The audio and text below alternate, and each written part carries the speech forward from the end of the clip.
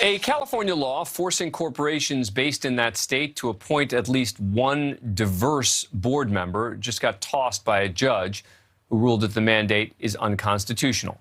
The law was the first of its kind in the nation. It required publicly traded companies headquartered in California to have board members from at least one of these underrepresented groups. Quote, an individual who self-identifies as Black, African American, Hispanic, Latino, Asian, Pacific Islander, Native American, Native Hawaiian, or Alaska Native, or who self-identifies as gay, lesbian, bisexual, or transgender. Self-identifies. And why these groups and not other arguably marginalized groups like Jewish people or physically disabled? Not surprisingly, the bill was passed by the California legislature and signed into law by Governor Gavin Newsom back in 2020 to much fanfare from activists pushing for boardroom diversity. When we talk about racial justice, we talk about empowerment, we talk about power. We need to talk about seats at the table. Conservative groups sued the state and won. Los Angeles Superior Court Judge Terry Green said in his ruling, quote, if demographically homogeneous boards are a problem, then heterogeneous boards are the immediate and obvious solution. But that doesn't mean the legislature can skip directly to mandating heterogeneous boards. In other words, he's saying that by creating this sweeping mandate, which, by the way, was set to increase its requirement for the number of underrepresented board members companies would have to appoint this year, the state bypassed all the other remedies it had at its disposal to challenge any alleged racial discrimination by companies when it comes to their leadership structures. It was essentially deciding that quotas are the only way to evaluate diversity, and the companies were discriminating without any real proof beyond counting how many minority members made up each board. In a hearing last month, the same judge who just tossed the lawsuit called the selection of which groups it was intended to help as arbitrary. Quote, this is a quota by any other name, a rose by any other name.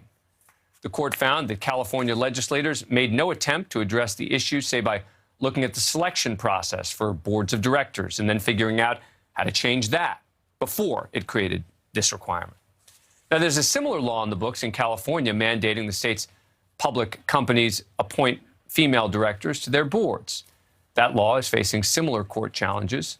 Look, I think I agree with the judge, and there are other ways to encourage companies to address any lack of diversity in their boardrooms and top leadership roles.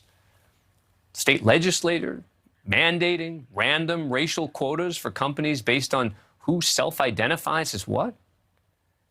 Joining me now from Los Angeles is Jessica Levinson, professor of law at Loyola Law School. Thank you so much, Professor, for coming on the show. Appreciate it. First, let me ask you, as a legal matter, were you surprised by this ruling? No, for the reasons that I think you outlined. And in fact, I don't think a lot of people were hugely surprised. You talked about the law dealing with having more women on corporate boards, and the legislative analysts in that case specifically said, we think there's going to be constitutional challenges, state constitutional challenges. The same thing came up here. You outlined a lot of the legal problems. I may personally believe that there is a very real and pressing problem and that we need to address it.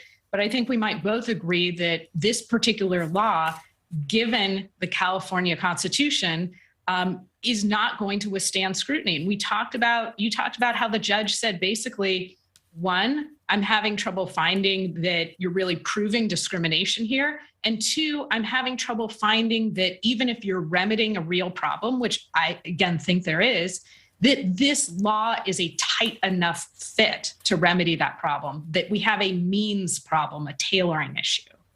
Right. The point being that there were other methods, there were other means, as you put it, that the legislature could have used first before immediately going for everything and saying absolute mandate, you have to have a board member, et cetera. But let me ask you, are you troubled by the self-identifying aspect of this? I mean, it does seem a bit loosey-goosey when you're saying that for all of these issues, right? It can be sexuality, it can be race, whatever the case may be, that someone has to self-identify.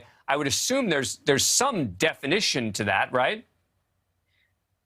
I would assume. Am I troubled by that? I would say, for me, that's not the troubling part of this, in the sense that I would rather they take my word for it than have to take a member of the California state government saying, well, are you sure you are really, fill in the blank? Are you really from Hawaii? Are you sure you really identify as a lesbian? Are you sure that you really, again, fall into one of these underrepresented categories? I think, as you talked about, there's a problem here of maybe there were other roads not taken, but also a problem in terms of maybe it covered people that it shouldn't have, and it didn't cover people that it should have. And so, again, that's this under-inclusive, over-inclusive problem that I know that you're familiar with. So for me, no, the self-identified wasn't the biggest question. My question was really, under the California state constitution, the equal protection concerns. So is this an example where the governor was almost certainly getting advice that the law is likely going to get thrown out, but that he determined that as a political matter, he'd rather go for it, take the chance, and be able to tell his constituents, I tried? So I think as a political and as a policy matter, we could have a conversation about Gavin Newsom pushing the envelope when it comes to gun control. He's also saying, well, I'm looking at what Texas did with respect to trying to insulate its abortion law from federal judicial review. We're going to do that when it comes to gun control. We could also talk about Gavin Newsom when he was Mayor Newsom, push the envelope for political and policy reasons, I think, to a better place where people are allowed to marry a partner of the same sex. So, is this kind of vintage Governor Newsom? I think in some ways it is. And he might say, well, we did greater diversity on corporate boards just as a result of this law being in effect for a short period of time. Now, I don't think the law is going to be on the books much longer. It doesn't look like California maybe even will appeal it.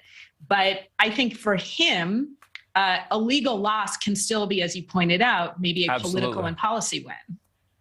Yep. And again, really important for everyone to realize that it's sort of similar to something we talked about in the last segment. You can share the goals to say diversity on boards is not just a good goal, it's a necessary goal. The question is just, how do you achieve that? So, Professor Jessica Levinson, thank you so much for coming on the show. Appreciate it. Thank you. Thank you for watching. Click the red subscribe button below so you can get more of NewsNation's fact-driven, unbiased coverage.